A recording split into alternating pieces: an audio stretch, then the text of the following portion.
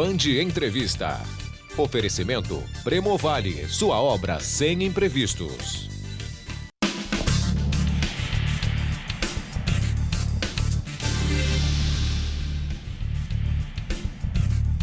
Olá, seja bem-vindo. O Band Entrevista desta semana recebe o deputado federal Flavinho, deputado do PSC.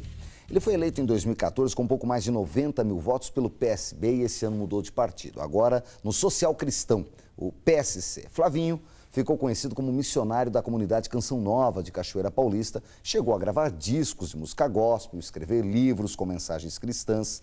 Ele é relator na comissão especial que discute o projeto Escola Sem Partido, que tramita no Congresso Nacional desde 2014. Comigo aqui na bancada do Band Entrevista, o jornalista Elcio Costa. Obrigado, Elcio, mais uma semana. Deputado, obrigado pela presença e atender o nosso convite. Eu vou começar com uma pergunta que a gente tem feito para os nossos representantes da região metropolitana em Brasília. O senhor conseguiu, nesse período que o senhor esteve lá, nesse mandato, fazer o que o senhor pensava em fazer quando chegou a Brasília? Bom, primeiro uma alegria estar com vocês aqui. Obrigado pelo convite. Eu acredito que eu consegui fazer até mais do que eu imaginava, né? Porque como sou deputado de primeiro mandato, e a gente que está do lado de cá, de fora, né? A gente imagina muitas coisas e hoje, estando lá dentro, eu vejo que muita coisa que eu imaginava que era negativa, algumas coisas são até piores do que eu imaginava, outras que eu não tinha nem ideia são muito boas e algumas coisas que eu achava que eram boas, por exemplo, como os dispositivos legais que eu teria para atuar numa série de situações, são infinitamente melhores do que eu imaginava, ou seja, o instrumento que eu tenho para poder fazer uma política decente, a política do bem, esses instrumentos são muito eficazes. Na visão do senhor, Brasília funciona? Que para muita gente não funciona. Brasília funciona. Eu acho que, infelizmente, a mídia, de uma forma geral, é um pouco da cultura brasileira, as pessoas estão mais interessadas no que é negativo, né? E o que é positivo dificilmente vende. Mas muita coisa boa acontece em Brasília. Então, né? O que surpreendeu o senhor positivamente e o que surpreendeu negativamente? Negativamente, eu começo pelo negativo, porque infelizmente o negativo sempre é mais atrativo para depois chegar no positivo.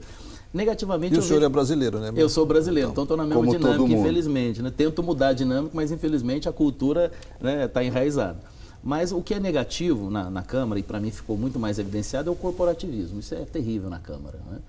Eu sou membro da comissão, do Conselho de Ética, aliás, e fiz essa crítica agora, 2 semanas atrás, na votação de um requerimento contra o deputado João Willis, inclusive, e eu dizia que não dá mais para a Câmara, agora final de mandato, não dá para a Câmara ficar ainda com esse corporativismo, querendo defender deputado que cometeu algum ilícito, seja a nível ético, que o Conselho de Ética existe para isso, seja a nível criminal, legal, né? E a gente viu isso ao longo de todo o processo, ainda com o deputado Eduardo Cunha, né, em 2015, todo aquele processo, aquela lentidão e aquela morosidade era corporativismo. Ali dentro a proteção do Centrão, segurando ali o deputado Eduardo Cunha, porque se ele caísse, todo mundo ia cair junto. Então esse corporativismo eu vejo de forma muito negativa e critico isso dentro da Câmara dos Deputados. O que eu vejo de positivo? Bom, muitas coisas, mas entre elas eu acho que o mais positivo que eu posso trazer é o que é o instrumento do mandato parlamentar. É algo muito poderoso e que as pessoas às vezes não se dão conta, e muitas vezes nem mesmo o próprio parlamentar.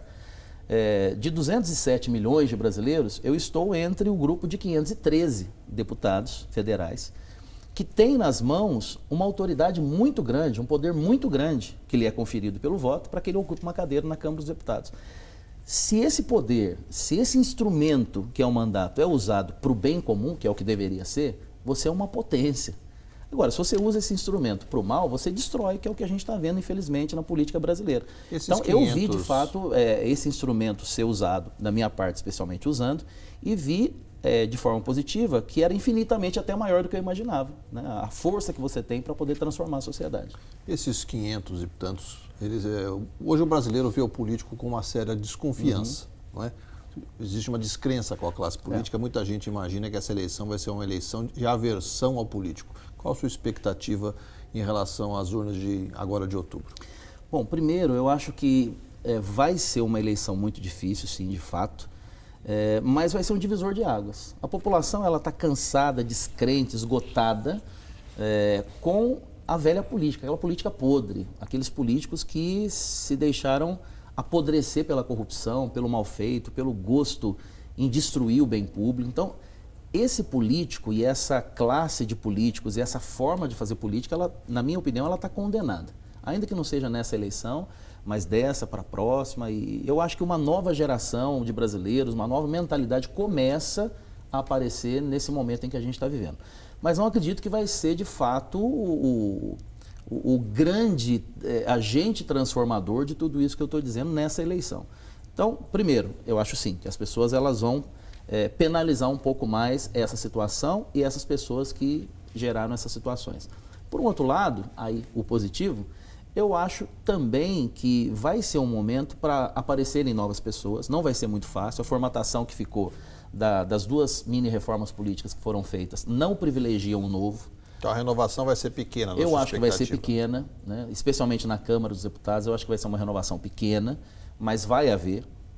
Eu acho que nomes novos vão entrar, eu acho que pessoas novas, com visão nova, com um coração de fato voltado para o bem comum, para as pessoas que mais precisam no país, eu acho que vão entrar essas pessoas novas. Mas de uma forma geral, a gente comentava um pouco isso, ainda existe o vício na população do favor na política, de buscar o favor na política. Eu não vou longe.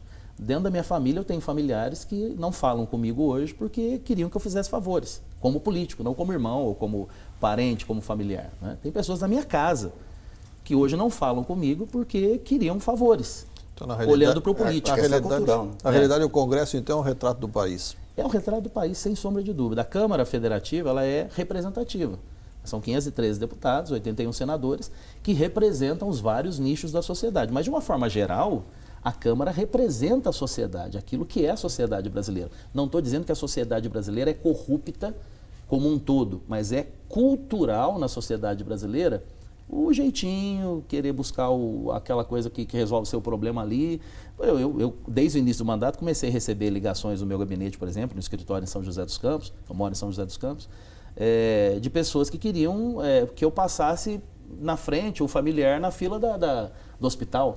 Né? E eu sempre combati isso. E, claro, eu sei da situação que aquela pessoa está, é um ente querido, está na beira da morte, mas eu sempre tratei com o máximo de humanidade possível a situação, mas também eu não deixava de colocar o posicionamento. Deputado, para a gente fechar esse primeiro bloco, que a gente falando da política de modo em geral, da sua forma de fazer política, o senhor é natural de Guaratinguetá. Guaratinguetá. Né? Mora hoje em São José dos Campos, como o senhor Sim. mesmo disse, tem, né, domicílio eleitoral aqui no Vale. Mas o senhor foi votado no estado inteiro nessa eleição que o senhor venceu há 3 anos e meio atrás. O senhor hoje é um deputado da região metropolitana, é um deputado de São Paulo? Como é que o senhor divide isso? Eu sou um deputado de São Paulo no que toca a defesa dos costumes, da moral, a defesa dos valores e princípios que é basilar na sociedade brasileira. Eu sou um deputado do Estado. Agora, na defesa da saúde, por exemplo, eu sou o deputado da região que mais investiu em saúde aqui na região. São milhões de reais colocados nas santas casas de toda a região, atendendo os hospitais filantrópicos. A questão da segurança, por exemplo, eu coloquei 3 milhões e 800 mil reais na segurança da nossa região através do batalhão de São José dos Campos, que ali está o comandante Nicolucci, né, que comanda toda a segurança pública da região metropolitana do Vale. 3 milhões e 800 mil reais colocados na segurança pública. Foi dinheiro para outras regiões do estado também? Também foi.